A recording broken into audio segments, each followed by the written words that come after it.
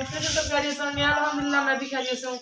सबसे पहले तो आज जुमा है, फ्राइडे है, तो सबको मेरी तरफ से जुमा मुबारक और अल्लाह ताला सबको ढेरों खुशियाँ दे, अपने ज़मान में रखे, आमीन सुम्मा आमीन। और जो है आज मौसम भी बहुत अच्छा है और हम चाह रहे हैं बाहर इंजॉयमेंट के लिए। पहले तो हम बाहर घूम फिर के आएंगे और उसके बाद आके हम आप लोगों को दिखाएंगे आपके जुम्मे की रूटीन क्या होती है, पता ही है कि होती है।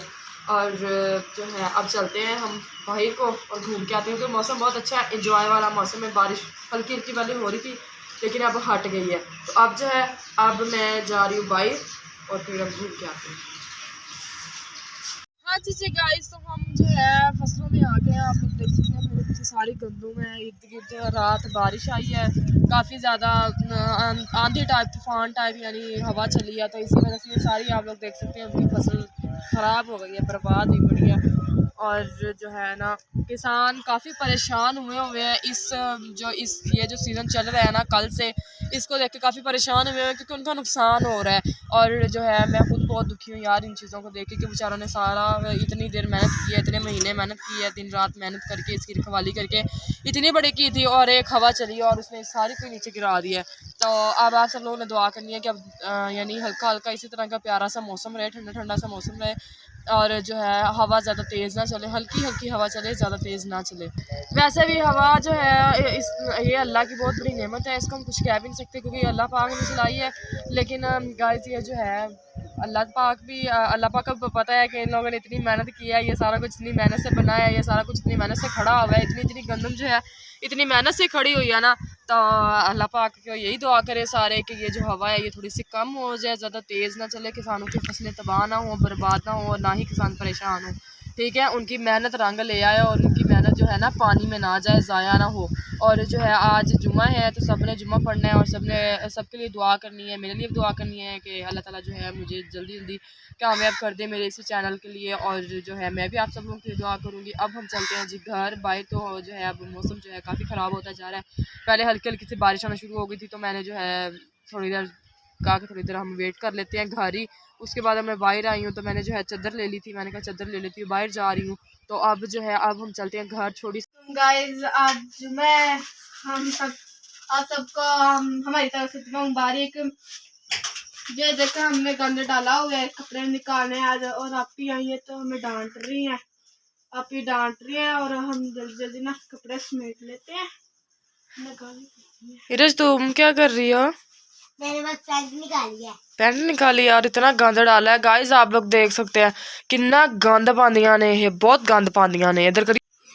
हाँ जी जी, तो छोटी सिस्टर ने नहा लिया था तो वो जल्दी जल्दी नहाई है, नहा के उन लोगों ने बाल ब्रश करवाए हैं, पोनियाँ करवाई हैं और भाग गई हैं सुपारे उठा के अरबी पढ़ने।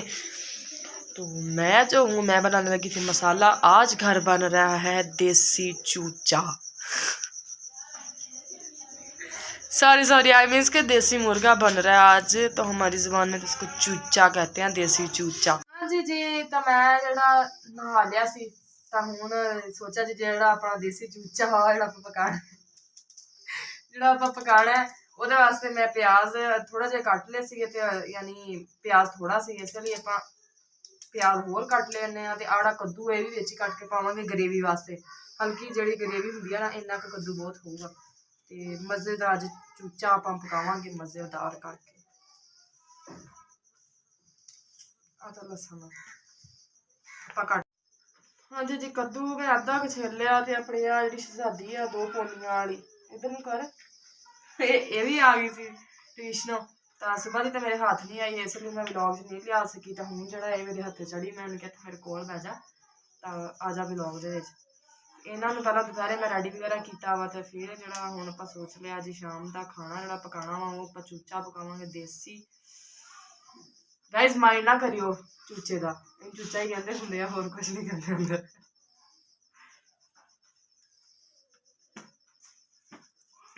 ਤਾਂ ਅੱਜ ਜਿਹੜਾ ਵਾ ਸ਼ਬੇ ਬਰਾਤ ਦਾ ਆਖਰੀ ਜੁਮਾ ਵਾ, इंशाल्लाह नैक्सट जुम्मा जो अपना शुरू होने वाला वा रमज़ान अल्हम्दुलिल्लाह ना।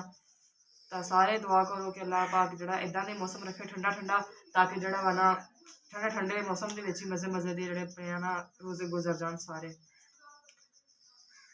ਕੱਦੂ ਆ ਜਿਹੜਾ ਵਾ ਮੈਂ ਥੋਮ ਤੇ 2 ਹਰੀਆਂ ਮਿਰਚਾਂ ਕੁੱਟ ਕੇ ਰੱਖ ਲਈਆਂ। ਕੁੱਕਰ ਮੈਂ ਧੋ ਲਿਆ, ਚੂਚਾ ਆਪਣਾ ਜਿਹੜਾ ਧੋ ਕੇ ਰੱਖਿਆ ਪਿਆ।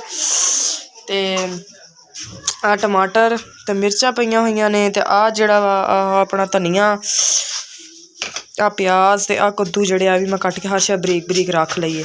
ਤੇ ਈਰਜ ਚੱਲੀ ਹੈ ਜੀ ਲੈਣ, क्या लेने जा रही हो? सेवियां, दूध वाली सेवियां लेने जा रही है। हाँ जी जी। तो गैस जी आगे है नहीं सी, हुण आ गई है। हुण जो पहले से जल्दी आप अपना चढ़ा लेने जो यानी पकाना वा चिकन, आप देसी मुर्गा जो पकाना वा। आ पहला कुकर च पकावांगे ताकि जल्दी जल्दी पक जाए। ठीक है। तो पहला पा ली गोश्त,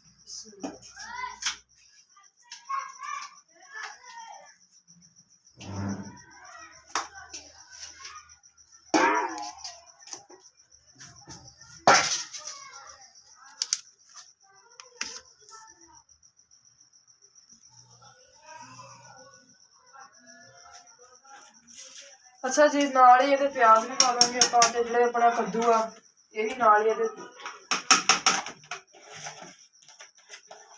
यानी हर चीज़ जी कट्ठी पक जाए।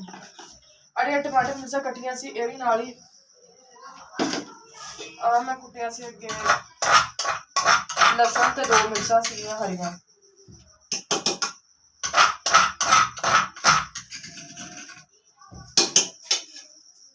पा देंगे नमक,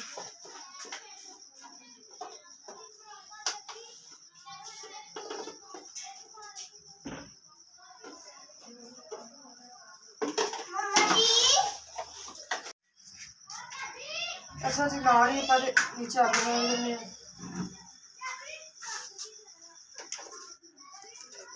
पा देने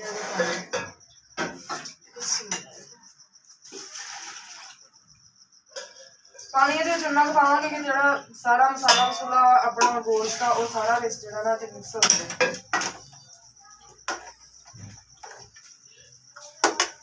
हाँ जी जी। आ हो गया वा मिक्स अच्छे तरीके नाल। ते हुण चमचा कढ़ लेने, इनू आपां बंद कर देने।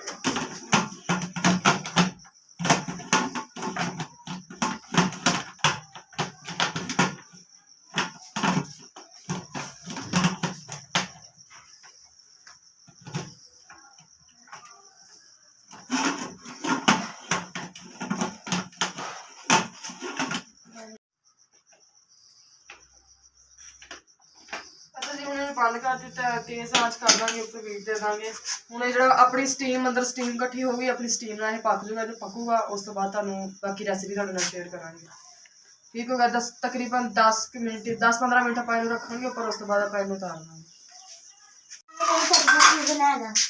अच्छा चलो इधर हाँ जी जी। मेरा इधर जी सेवियां ले आई नाल इन्होंने दूध वाली सेवियां बना के दिंदे आ। मम्मा की चाय का भी टाइम हो जाता वा, चाय भी नाल बना देंगे हले। तो दोवें चीज़ां जो पहला चाय बना देंगे मम्मा नूं, उस तो बाद आप सेवियां रख देंगे बनाने वास्ते। अच्छा जी। एक लॉलीपॉप इन्ना क लॉलीपॉप आ, यही वजह तो वो कहती मैंदे दे, कहती मैंदे दे, इन्हें के मूँह च पा लिया। आ की लिया रिमोट दे दे पापड़ लिया के तेरी वधिया रिमोट का पुछ रही मम्मा जी टीवी चला ला, लेकिन मम्मा कहते हाले टीवी नहीं चलाना है। इधर की लेना तू सवैयां लैके नहीं आई अपनियां मिट्टियां बनाने, तेन वो बना देनी। तू वो खा ला, गंद खाई जाती आप ही मुड़ के तो मेरे दर्द होंगी है। ना खा गंद एवें दा, वो भी खांदी है।